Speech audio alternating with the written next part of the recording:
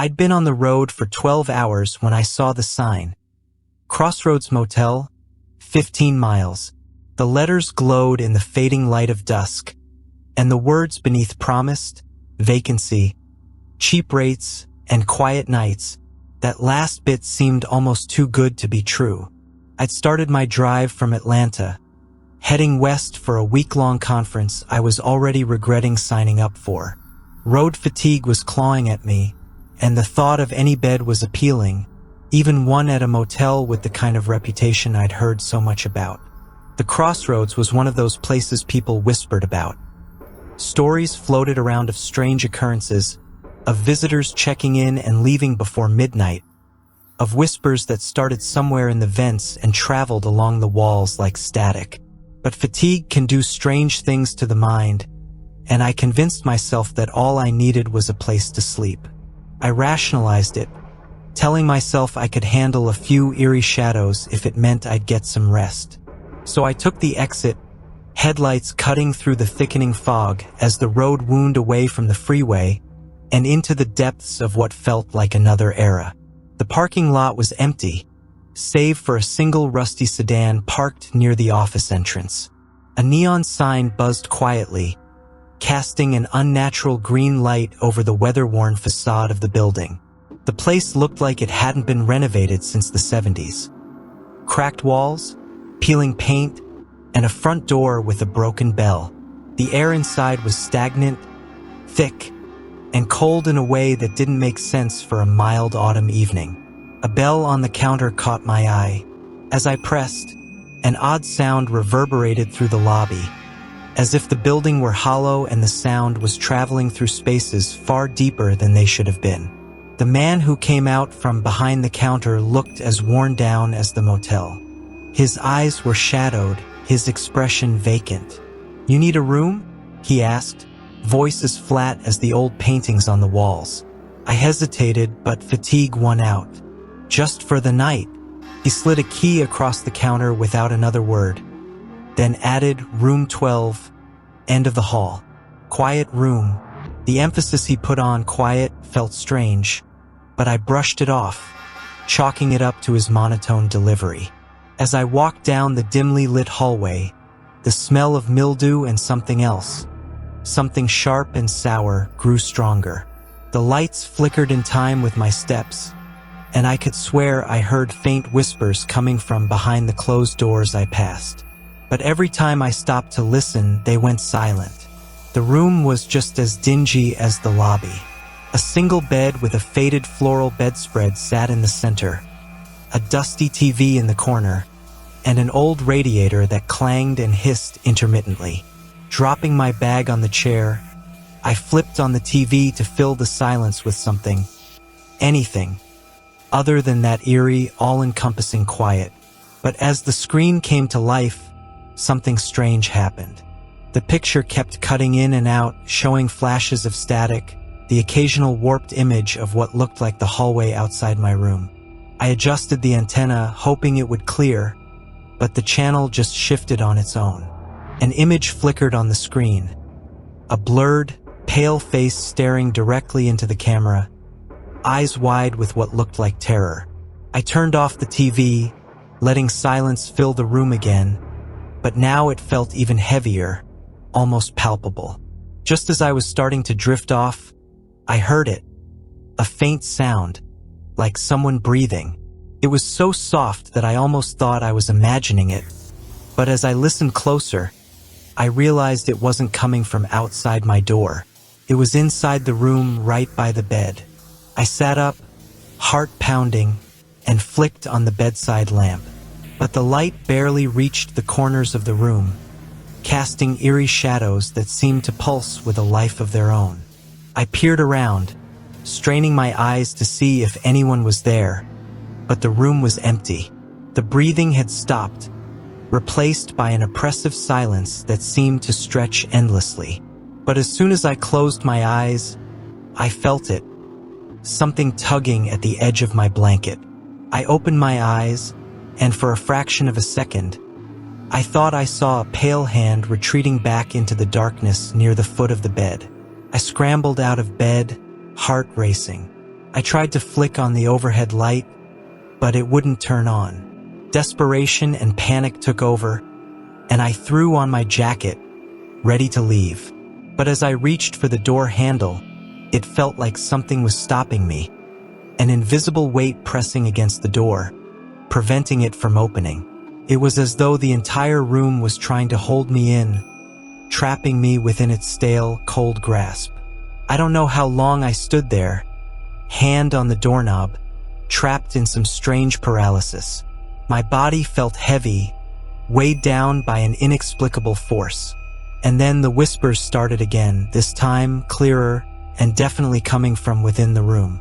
The air grew colder, and I felt a distinct pressure on my chest, as though something was slowly pressing down on me, making it hard to breathe. I stumbled back toward the bed, feeling weak, my vision blurring. The whispers grew louder, merging into a single voice that seemed to be right beside my ear, hissing, "Stay." I backed away until I hit the wall, panic seizing me.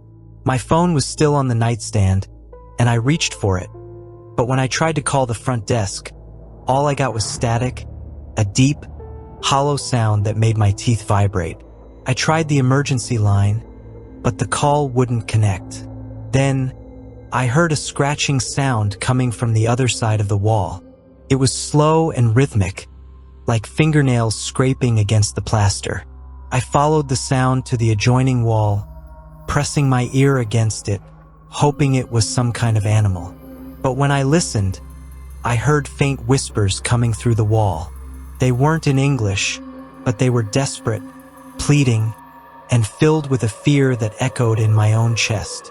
I could feel it, some force lurking just beyond, pressing its cold fingers against the thin barrier that separated us. Desperate to escape, I fumbled with the door handle again, but it still wouldn't budge. And then I heard a voice, soft and close, but clear. "They don't want you to leave."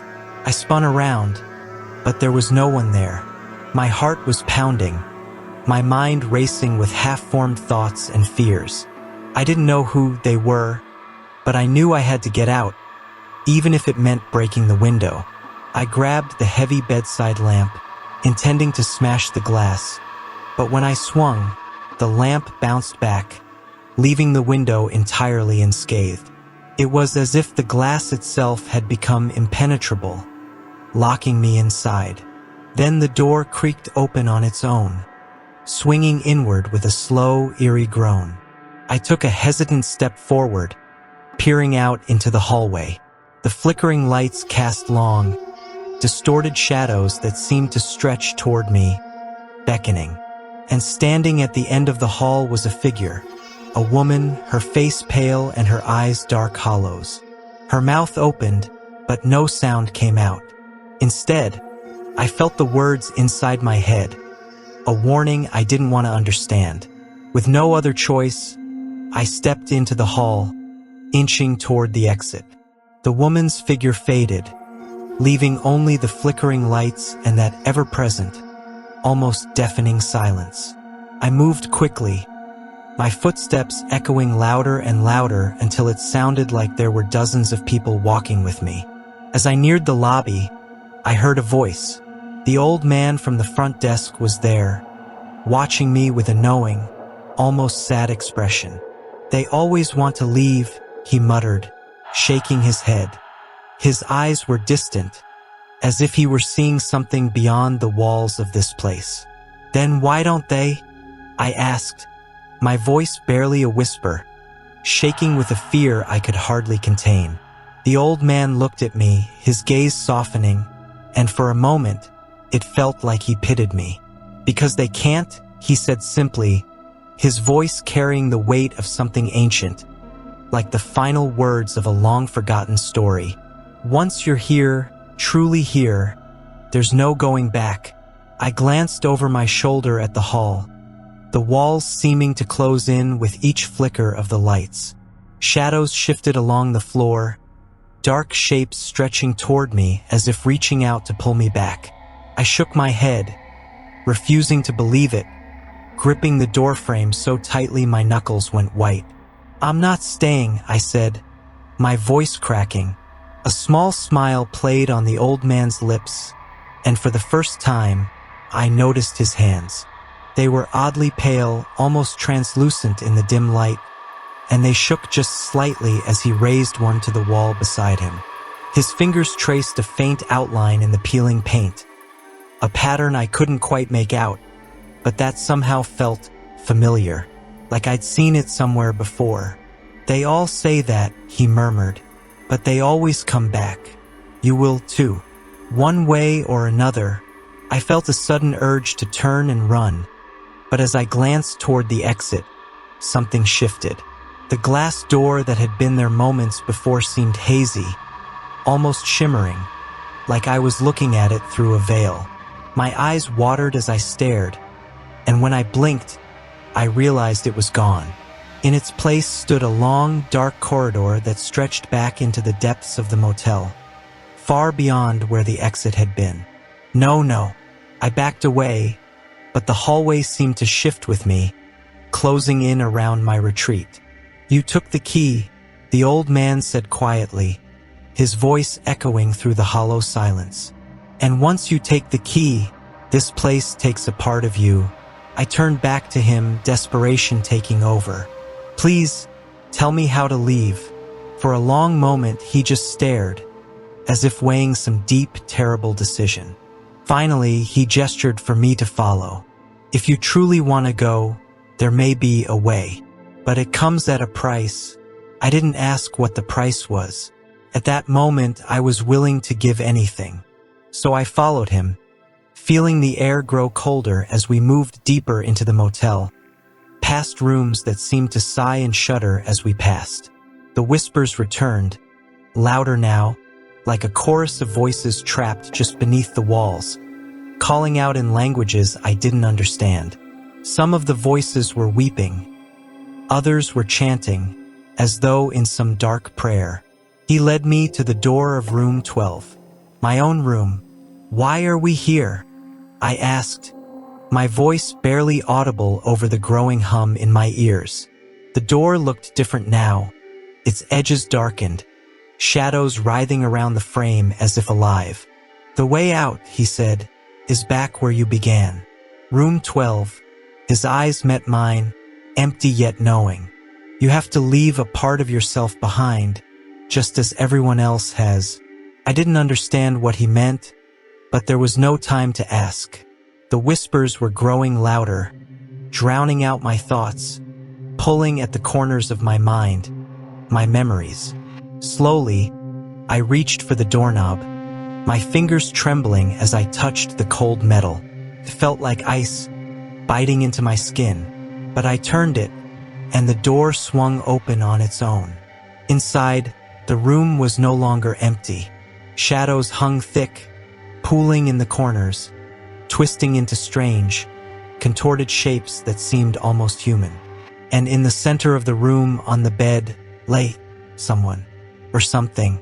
It was a figure that looked uncannily like me, but pale, almost drained, eyes wide open and staring at the ceiling, mouth frozen in a silent scream. I staggered back, horrified, but the old man's voice stopped me. "You have to leave that behind," he whispered. "Only one of you gets to leave." The meaning sank in slowly, chillingly, as I looked down at the figure on the bed at myself. It was like staring at a warped reflection, something hollowed out and stripped of life, yet undeniably me. A single tear slipped down my cheek as I realized what he meant. If I walked out of this room, something of myself, some part one couldn't name, would stay behind forever. And once I left it there, there'd be no getting it back. As the old man's words sank in, I understood what this place really was. This wasn't just any motel. It was a place where lost people came, people who had somehow slipped through the cracks of reality and wandered into the grip of something older and darker. It was a trap, designed to keep a part of everyone who passed through its doors. The Crossroads wasn't just a motel.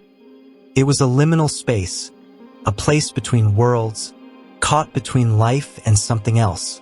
And every person who stayed there left a part of themselves behind, some fragment of their soul or essence, some small piece of life that would forever be trapped within those walls, feeding the place, giving it power. Maybe that's why the old man seemed so empty, so ghost-like. He'd given himself over completely, leaving only a shell behind to carry on its duties. And now it was my turn. If I wanted to leave, I had to leave something of myself behind, too. Something I'd never get back. There was a sadness in those eyes, a haunting emptiness that made my heart ache with a strange, hollow pain. Whatever piece of me was lying there, I would never know what it was, but it was something I had to sacrifice to escape. I took a breath, stepped out, and closed the door. As I drove away, an overwhelming sense of loss washed over me. I was alive, yes, but I felt diminished, like there was a part of me I couldn't access, a memory or feeling that was just out of reach. The drive felt endless, as if the road itself was stretching, and when I finally reached my destination, everything seemed just slightly off. Colors a little dimmer, sounds a little muffled. The days passed, and I started to notice other things. Memories would slip away faster than usual. Familiar faces felt unfamiliar, and sometimes I'd catch myself staring into mirrors, unable to recognize the person looking back. It was as though the motel had stripped away some essential piece of my identity, some core part of me that held everything else together. I began to understand that the part of myself I left behind wasn't just an echo. It was the essence of who I was. And now, without it, I felt unmoored, drifting through life without any real sense of connection. I returned to that stretch of highway a year later, desperate to find the motel again, to see if I could somehow reclaim what I'd lost. But the Crossroads Motel was gone. In its place, there was only an empty field, silent and untouched, as if it had never existed. The truth of the Crossroads Motel is this. It takes a piece of everyone who enters, trapping it within its walls, feeding off the very essence of those it lures in. It lets you leave, but it changes you forever, leaving you hollow, incomplete. I was one of the lucky ones. I got out. But part of me, that essential, irreplaceable part, will forever be lying on that bed, staring up at the ceiling, waiting in room 12.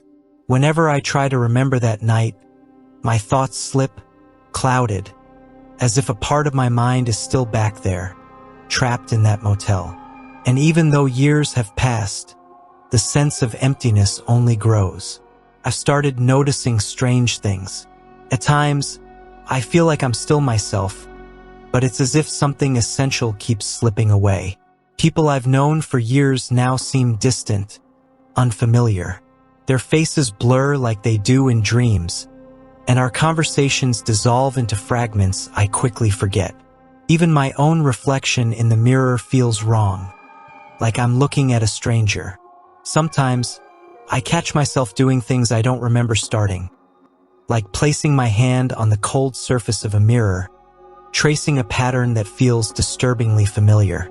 Or I'll wake up in the middle of the night, certain that I heard whispers nearby, voices that sound like my own thoughts echoing back at me.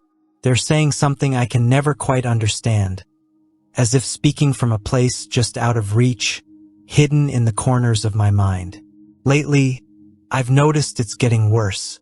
I lose track of hours, sometimes whole days, and when I come to, I'm standing in odd places, facing walls, my fingers tracing shapes that feel like they have some meaning I've forgotten.